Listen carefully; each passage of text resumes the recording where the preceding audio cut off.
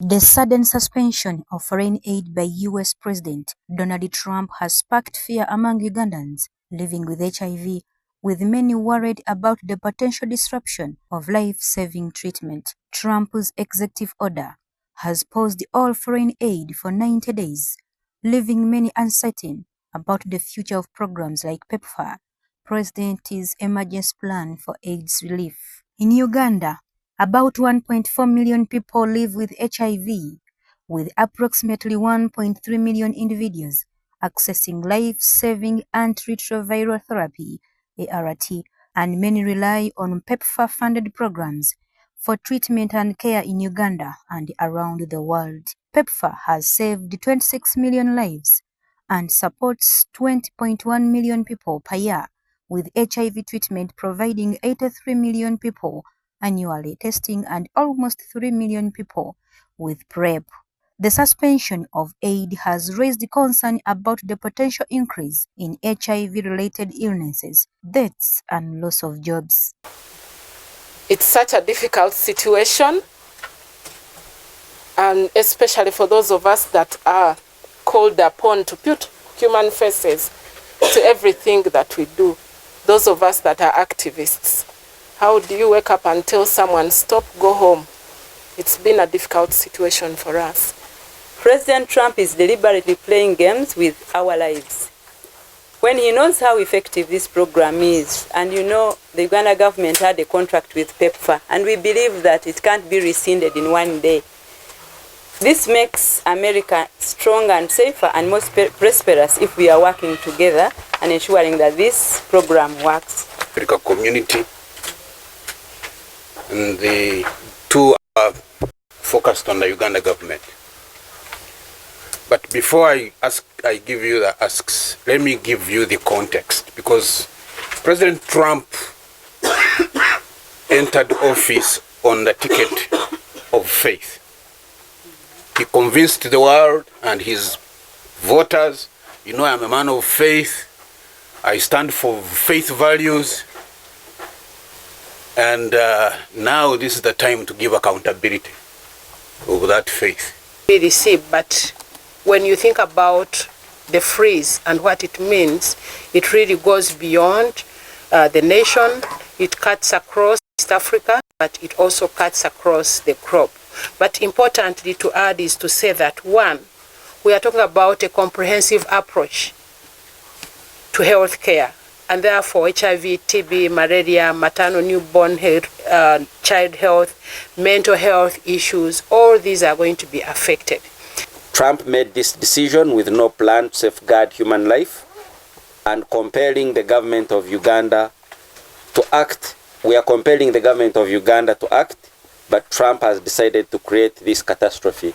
Uganet, in conjunction with other stakeholders like the National Forum of People Living with HIV, International Community of Women Living with HIV East Africa, and others, have urged the government to establish an HIV trust fund to support those affected by the disease.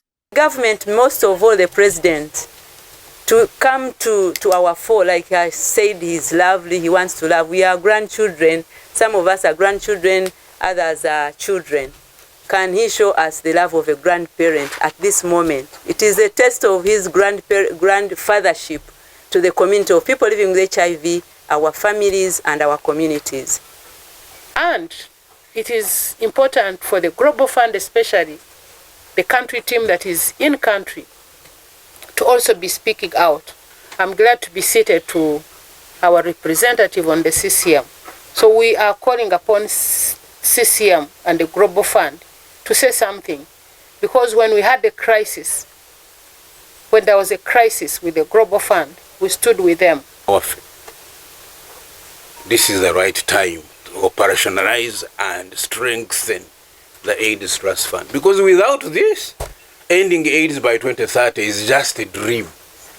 Yes, because people are not going to get out of drugs, the resistance is going to build, new infections are going to come, and it will become a quagmire. America is one of the giants. There are many giants. There are actually businesses that have more money than countries.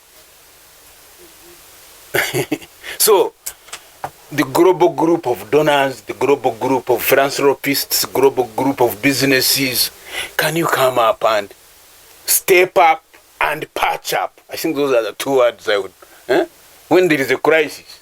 Not only the US president, but also religious leaders and members of parliament.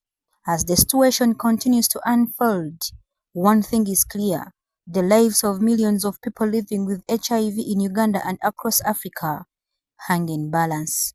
Kino kyekiseera nti tubudaabuda abantu tubazeemu essuubi, because beyond Trump there is God, there is the King of Kings, and so we should tell people mountains can go. Let's pray, let's encourage one another, let's contribute, because ku Friday ku muzigiti ne mu Lwomukaaga ne ku Sunday bwe tugamba bannange abantu abadde ku ddagala kakati tusonde ku ssente. We would like to also reiterate that this is the moment for national budget framework PEPFAR development, and this is the moment when resources are being allocated.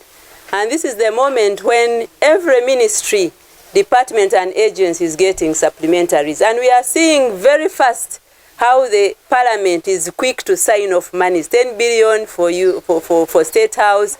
We had 1.5 billion for something else that, and we have an emergency like this in this country.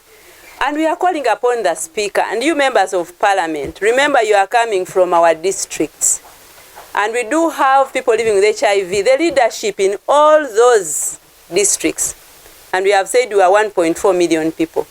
We are going to do a multiplier by 5 each of our households. That is about 7 million of us who are voters. So we are not going to vote any member of Parliament who is not with us now when we need them. And forthwith, people living with HIV, we are saying no vote, no ARVs, no vote. Dr. Diana yatugamba nti buli kimu kiri mu nteeko. Ffe twagala kulaba ng'eddagala likola ki? Ligabibwa. Ng'abasawo baliwa mu malwaliro. Ffe twagala kumanya ebirala ebya Amerika era twasabye nnyo President Trump aggyeyo kino kye yataddeyo. Naye for now, nga Ministry ya Health, Dr. Diana, Honorable Bacheng, twagala kulaba nti tulina emergency plan. However, according to reports yesterday, Trump administration rescinded an order to freeze spending on federal grants. Should people expect a change? Naguja Serena, NSTV.